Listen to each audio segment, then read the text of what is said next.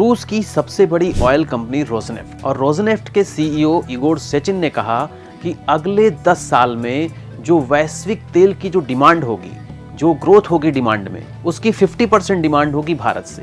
जो electricity consumption होगा, बिजली की जो खपत होगी, उसका भी 50% योगदान जो होगा वो भारत को होगा। और इससे क्या होगा कि जो भारत होगा वह दुनिया के सबसे बड़े, सबसे इंपॉर्टेंट ऊर्जा बाजारों में से एक बन जाएगा। लेकिन इगोर सेचिन यहाँ यह स्पष्ट नहीं करते हैं कि जो डिमांड ज़्यादा होगी उससे क्या होगा, क्या हमारी इंडस्ट्रियल डिमांड ज़्यादा होगी या घरेलू उपभोग ज़्यादा होगा, और इससे हमारी जो इकोनॉमी है उस पर क्या असर पड़ेगा। क्योंकि आज हम क्रूड ऑयल का 85%, नेचुरल गैस का 50%, एलपीजी का 60% इंपोर्ट करते हैं, और इसके लिए जो हम पैसा चुकाते हैं वो अभी डॉलर्स में उसकी वैल्यू होती है 21 से 23 लाख करोड़ रुपीस।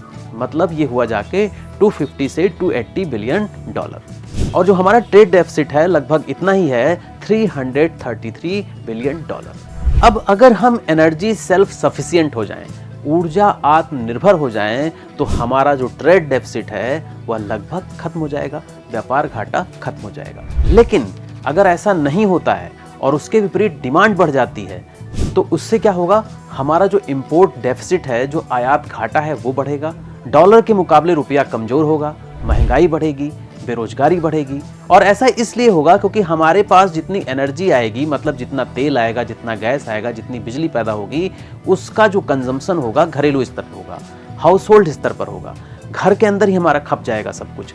अब इसका उपाय क्या है? इसका उपाय आप लोग कहेंगे solar energy, wind energy, nuclear energy. ये सब बातें सबको पता है। सबको पता है कि एथेनॉल E85 आया है जिसमें 85% पेट्रोल में एथेनॉल मिलाया जाएगा। लेकिन एक बात जान लीजिए, अगर वर्ल्ड पावर बनना है, वर्ल्ड में लीड करना है, तो वही देश लीड करेगा जो ग्रीन हाइड्रोजन पैदा करेगा। ध्यान से सुनिएगा, मैंने ग्रीन हाइड्रोजन कहा है, मैंने ग्रे हाइड्रोजन नहीं कहा, ब्लू हाइड्रोजन नहीं कहा।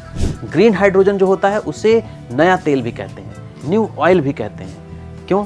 क्योंकि ग्रे और ब्लू हाइड्रोजन जो है वह मीथेन से बनते हैं, और 1 किलोग्राम ग्रे हाइड्रोजन जब हम बनाते हैं तो 9 to 12 किलोग्राम CO2 रिलीज कर देते हैं एनवायरनमेंट में, और ग्रे हाइड्रोजन में भी लगभग 4 किलोग्राम CO2 रिलीज कर देते हैं। लेकिन जब हम ग्रीन हाइड्रोजन बनाते हैं जो कि पानी से बनता है, रिन्यूएबल एनर्जी का यूज करके बनता है, तो जो कार्बन उत्सर्जन होता है या तो जीरो होता है या नियर जीरो होता है। लेकिन समस्या क्या है?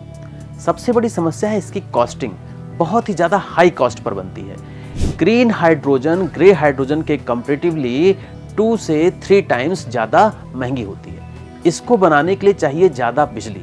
1 किलोग्राम ग्रीन हाइड्रोजन बनाने के लिए हमें 50 to 55 किलोवाट रिन्यूएबल एनर्जी चाहिए। इसको ऐसे समझिए कि 1 किलोग्राम हाइड्रोजन से गाड़ी जब चलेगी तो वह 100 किलोमीटर चलेगी, लेकिन उस 100 किलोमीटर को चलाने के लिए हमें जो पैसा खर्चा करना पड़ेगा, कम से कम 600 to 700 रुपीज खर्चा करना पड़ेगा। और 600 to 700 जो कॉस्ट आएगी वह सिर्फ बिजली की कॉस्ट आएगी, उसके अलावा भी बहुत सारी कॉस्ट इसमें इंक्लूड होंगी। दूसरी सबसे बड़ी प्रॉब्लम आती है स्टोरेज प्रॉब्लम। हाइड्रोजन बहुत ही हल्की गैस होती है, बहुत ही ज्वलनशील गैस होती है। इसे संग्रहित करना, स्टोर करना और उसको ट्रांसपोर्ट करना बहुत ही कठिन काम होता है, चैलेंजिंग जॉब होता है। ये बहुत ही ज्यादा हाई प्रेशर और लो टेम्परेचर पर इसको स्टोर करना पड़ता है। -250 डिग्री सेंटीग्रेड के आसपास का टेम्परेचर लाना पड़ता है इसको स्टोर करने के लिए, या फिर इसको अमोनिया में बदला जाए, अमोनिया में बदलकर उसे ट्रांसपोर्ट किया जाए और यूज करने से पहले अमोनिया से फिर से हाइड्रोजन बदला जाए। तो यह भी एक लंबा प्रोसेस है और कठिन प्रोसेस है। दूसरा चीज, अमोनिया खुद भी एक टॉक्सिक गैस है। बहुत ही ज्यादा अमाउंट में शुद्ध पानी चाहिए, इलेक्ट्रोलाइजर चाहिए। हाइड्रोजन उत्पादन की जो मुख्य मशीन होती है इलेक्ट्रोलाइजर होती है, और यह बहुत ही महंगी पड़ती है इस समय। इंडिया के अंदर जो इसका प्रोडक्शन है वो बहुत ही लिमिटेड है। और इसके बाद जो सबसे बड़ा चैलेंज है कि अगर हम ग्रीन हाइड्रोजन बना भी ले जाएं तो उसके बाद क्या होगा कि पूरी की पूरी इंडस्ट्री की रिस्ट्रक्चरिंग करनी पड़ेगी। मतलब स्टील इंडस्ट्री है, उर्वरक इंडस्ट्री है, रिफाइनरी इंडस्ट्री है, जो कि अभी तक परंपरागत ऊर्जा स्रोतों पर चलती आई है, उसके लिए पूरी मशीनरी, पूरा निवेश, पूरी तकनीकी में हमें बदलाव करना पड़ेगा। लेकिन याद रखिए ये चैलेंज बड़ा है, लेकिन जिसने भी कर लिया, अगर इंडिया ने कर लिया तो वही वर्ल्ड पावर बन जाएगा।